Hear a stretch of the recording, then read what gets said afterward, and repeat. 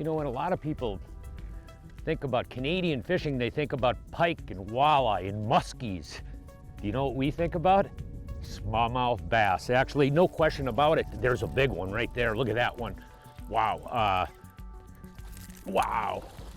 Ontario actually has some of the finest smallmouth bass fishing in North America. And what Jake and I are going to talk about on the Ontario experience today is how to go about finding and catching big bronco bronzeback in Ontario. Come here, Bubba.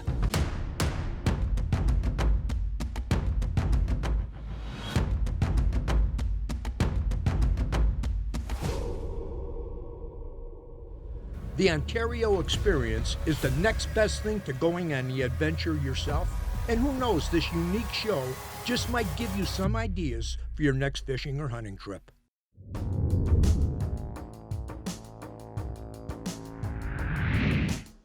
Today we're at Oles Adventure Resort in the Superior region of Ontario. It's a beautiful establishment with cabins to fit anyone's needs, along with plenty of RV and camping space.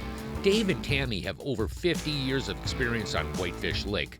They will greet you with a smile and get you headed in the right direction on this truly fascinating fishery.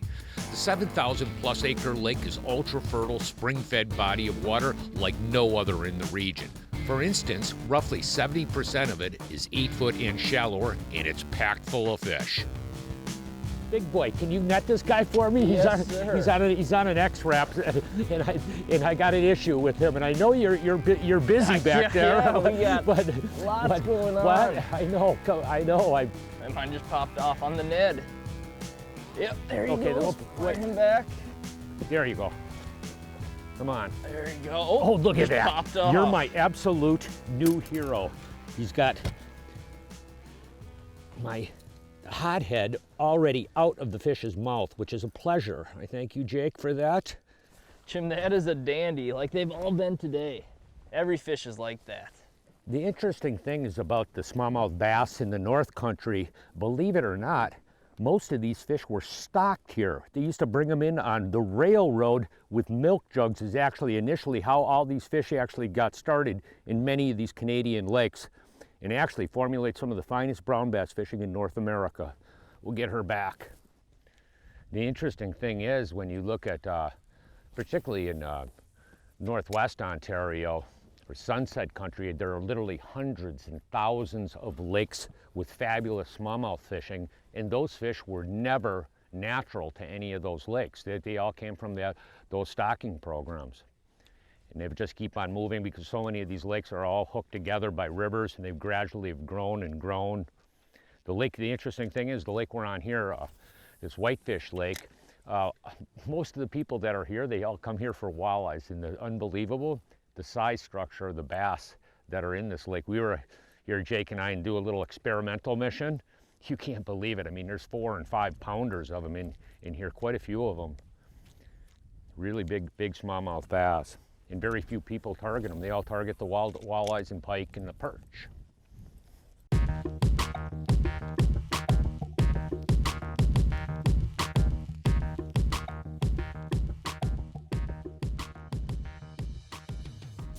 Now, Jim, you've fished a lot of these Canadian smallmouth bass tournaments, and you've won several of them. There's fish. That one? Yep. Ooh. Nice, there we go. And I was just gonna ask you, how you've won those and fished the different systems. Come here, buddy. Oh, yeah, nice feisty little guy. Got the net for me? I do. Appreciate that. These guys are a lot easier to deal with them with a net. Trying to hand land these runts is a little bit of a different story. You need a long net. Come here. There it is. There you go. That's what you'd call a tournament net job. Thank but you need the sir. extendo net. That's really key for smallmouth bass. A little chunk right there. Look at that fish on the Ned. Beauty. All right, we'll fire him back.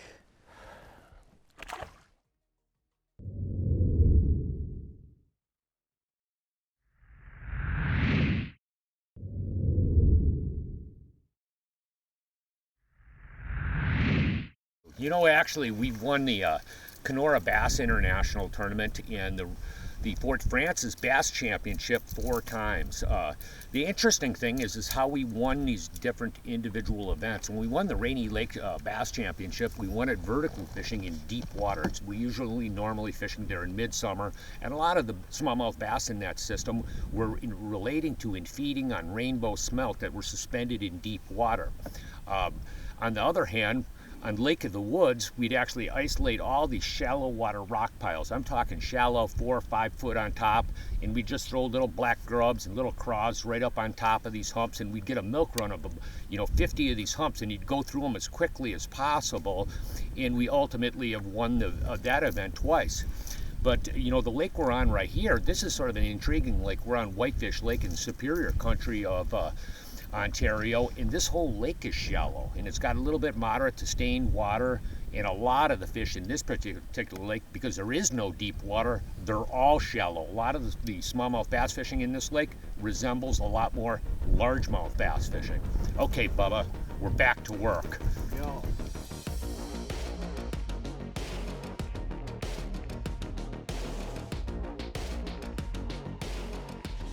Yeah, Jim, this is really a classic smallmouth bass looking spot. I mean, we got a rock point sticking out, we got bulrushes, we got gravel in the water. Definitely some smallies sitting out here.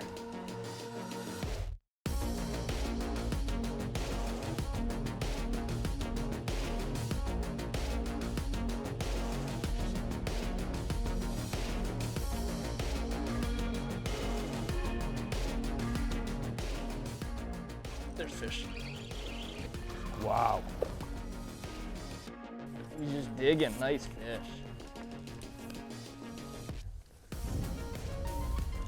Well, it's finesse fishing with light line. Seems like a net actually makes this whole process a lot easier versus hand landing, as most bass anglers like to do. It can take a while with this type of system. They are incredibly tough for their size. So strong. Gosh, and why do they like to hide underneath the boat? It's just like a reoccurring theme. The shade of the boat. Oh, there you go. There See, we that's, go.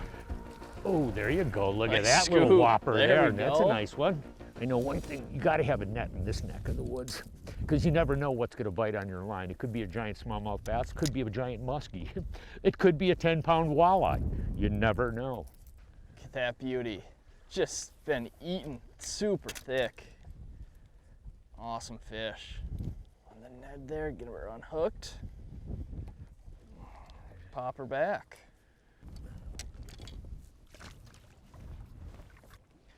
Hey, when you come up here to Canada, electronics are such a valuable tool. Whether you're bringing your own boat or you're renting a boat and have portable electronics, the mapping can really help you cut down the search time. Let's see, there's a depression up on this flat here of the deeper water. You can see that there's just a 1 or 2 foot drop. You get in shallow flats like this, just little 1-2 foot drop offs are really pretty significant. This auto chart is really interesting in the fact of how fast you can make a really accurate map of a little area. A lot of times once I get keyed in and we find a good spot, I'll drive around it really quickly like this to really analyze, to garner a good picture of exactly how the habitat's laid out, or the underwater bottom composition is laid out. You can see what that is. It's just like a 7-8 foot depression in the middle of a big flat. That one? Yeah, there you go. What species? Let's find out. Ooh, looks like a good one, whatever it Yeah, is. he's got some shoulders to him for sure. Wow. Oh, nice smallie. Wow. Great big one. Huh. Nice big smallie up in the reeds.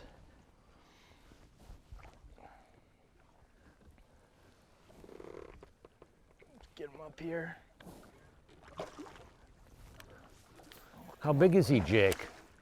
Looks like a pretty sporty one. Yeah. Wow. Feisty. He's trying to get in the motor now. There we go. Bring him over on this side.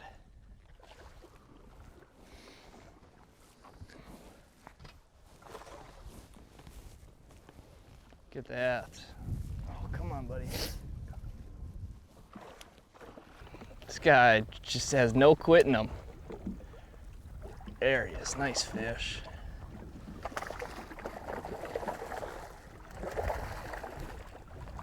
They do a lot of walleye and perch fishing in here, but this lake actually has a huge population of giant smallies. Oh, he's hooked right in the top of the head there. Oh, there we go. Beauty. Look at that. Pretty fish. It's kind of light colored on the hair.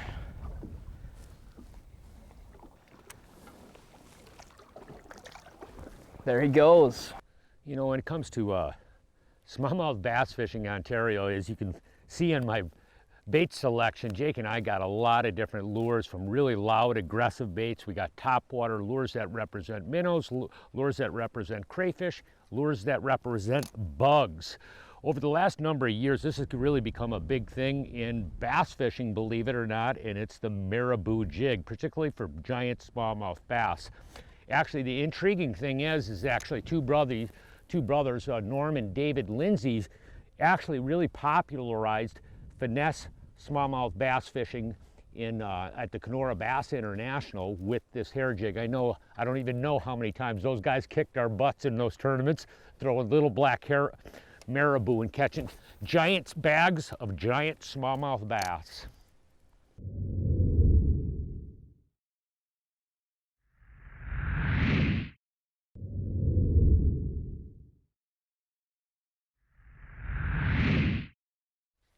Now Jim and I have been using a lot of different horizontal presentations today, and the spinning rod I've been using is the St. Croix Bass X in a 7-1 medium power with a fast action.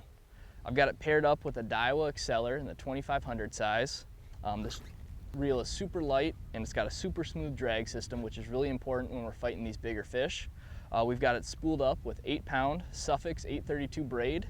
And on the business end here, we've got an 8 to 12-pound fluorocarbon leader, Suffolk fluorocarbon leader. This is a super universal setup that's great for a bunch of different fish species. There's one.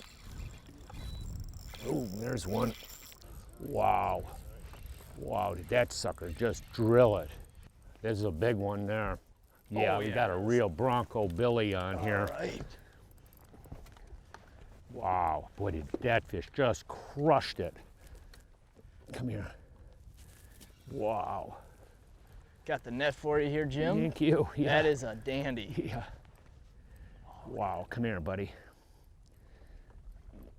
Come here. Oh, sorry about that. I think he's over on this way. Okay. Come here. Well, no, he's over on this around. side. That's one thing that's so fun about these fish. Once you find them, they're rarely alone. They're almost always with their buddies. You find one smallmouth bass, there's more of them very, very close by. Okay, there we go. Whoop, come on. Wow. Wow, come here, wow. Oh, man.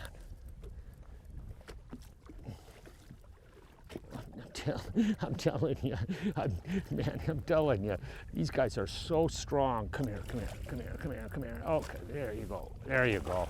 Nice fish. Wow, look at that. Popped Oh, off. you're my new hero, look at that. You really are. I like the way you unhook the jerk bait in the net on the way back into the boat. That's a very, very pleasant. Look at that thing. Boy, look at that thing. Is that a tank bronzeback? The intriguing thing is when you come up to this region, it's not uncommon to get on numbers of them. I mean, big schools of these great big ones. You know, it's unbelievable fisheries, really is. Beautiful brown bass. We'll get this one back in the tub, but look at that thing. Wow. That's what it's all about. It really is. Come here. Wow. You know, there's a lot of baits too that we went over that you always bring up here on these trips, but this is definitely one of my favorites.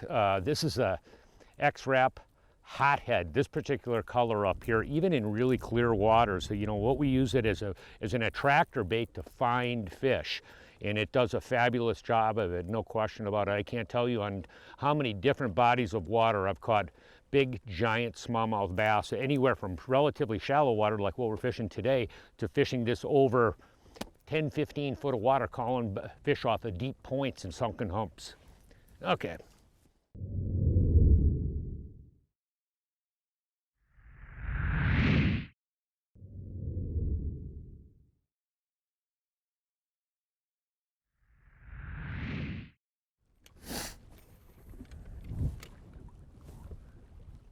Is there rocks below us here? There's one. Oh, there's one. Quite a bevy of these little beasts in here.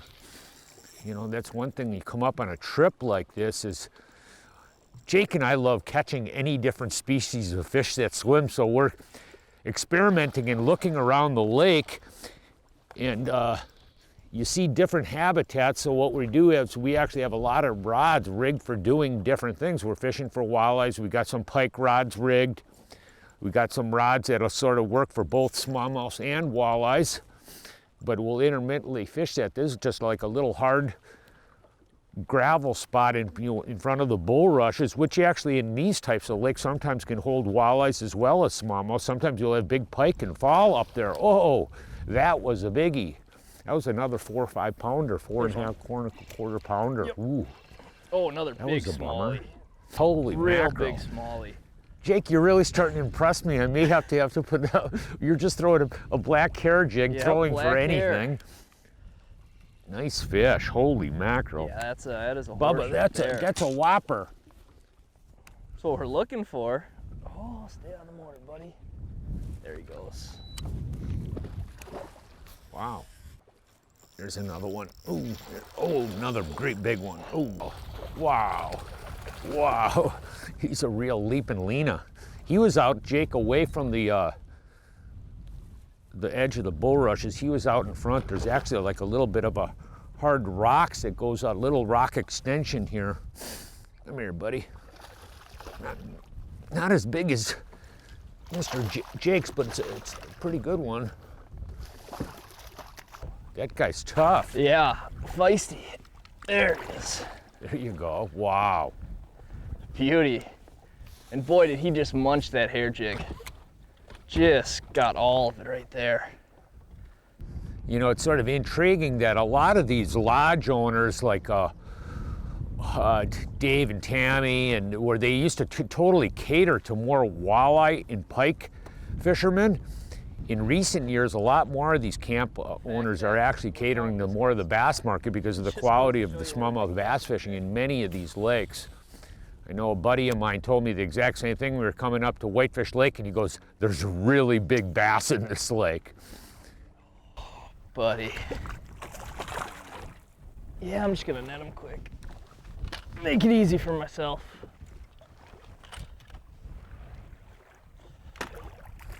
There we go. Cool. Cool.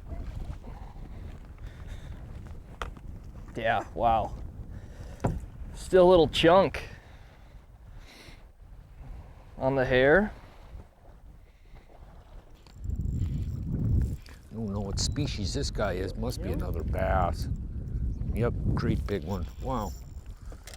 Wow, that's a big one. Look at the size of that one. Huh. Wow. Boy, on these wind-blown points, we've been experimenting out here for our first mission, and it seems like if you get on these wind-blown bulrush points with a little bit of a drop-off, there are some whopper smallmouth bass. Come here, buddy. Come here, buddy. Come on. Oh, Nice. there you go. Nice Ooh, look at that fish. thing. Boy, there's some, I know one thing, as far as this lake is concerned. For our brief stint out here, one thing it definitely has in it is some real whopper brownies. I know that there's a lot of nice walleyes in here too, but it's our experimental mission, and it's a pretty good run. Let's get her back in the water. Look at the length of that thing. It's a big fish. Look at that darn thing. Look at a beautiful fish. Come here, buddy. Come here.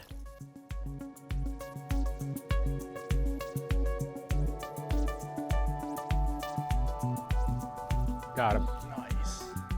There's a Boston brownie for you. Ooh, he's a sporty one. There we go. I'll get the Wow. net for you, Jim. Whoa, whoa, whoa. Oh boy. Wow. Giving you a workout. Yeah. And he still likes the transducer and the trolling motor, which is the biggest part of the whole aggravation here. It's a big one. Come here, buddy. Look at that. Oh, gosh. He's going underneath the boat, jumping on the other side of the boat. Yeah. come here. Wow. This guy is tough. Holy mackerel. Oh yeah, he's a nice one. Yeah, I know. Real big smallie, Jim. I know. Come here, look at that. Look at that one. Oh, gosh. Look at this. Oh, come here, buddy. Come here, girl. Almost. There you go. There you go. Whoop. Come on. Oh. Come on. Come on. Yeah, There we go. there Holy mackerel. Did that guy give you a workout or what? Okay. Wow. Look at the size of that one. Boy, I can tell you one thing. That was a serious workout. Look at that guy. Boy, look at the tanker. That came out in just a little tiny hair jig. You know, that's one thing fishing for these things. You have to use a wide variety of different baits throughout the course of a season. You know, they could really like the super aggressive presentation to ultra finesse, but I can guarantee you one thing, Ontario, bar none, has some of the finest smallmouth bass fishing in North America. Beautiful lodges, beautiful destination, and I can guarantee you more spots than you could ever fish in a lifetime.